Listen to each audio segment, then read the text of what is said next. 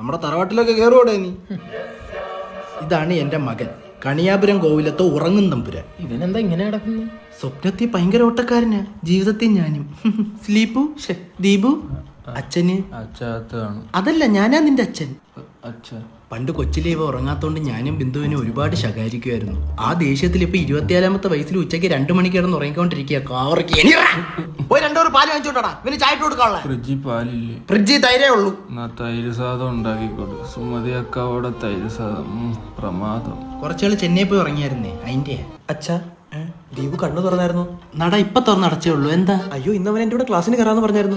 ഏത് class? International diploma in digital marketing. എവിടെ? ട്രാൻസ്ഫോഴ്സിൽ. രാവിലെ എണീറ്റ് ട്രാൻസ്പോർട്ടിൽ കയറാൻ പറ്റാത്ത ഇവൻ ട്രാൻസ്ഫേഴ്സിൽ പോയിരുന്നു പഠിക്കാൻ. അയ്യോ അച്ഛാ, ഇത് ഓഫ്ലൈൻ ആയിട്ട് മാത്രമല്ല ഓൺലൈനായിട്ടും പഠിക്കാം. ഏതായാലും മോനെ അവൻ കണ്ണു ഉറക്കണ്ടേ. എന്നാലും ഇവ എന്നോട് ഇതിനെ പറ്റി ഒന്നും പറഞ്ഞില്ല. അച്ഛാ, ഇത് +2 ഡിഗ്രി ഏത് ക്വാളിഫിക്കേഷൻ ഉള്ളവർക്കും പഠിക്കാൻ പറ്റുന്ന കോഴ്സാ. അവർ ഈ സെൻട്രൽ ഗവൺമെന്റ് അണ്ടറിൽ വരുന്ന നാഷണൽ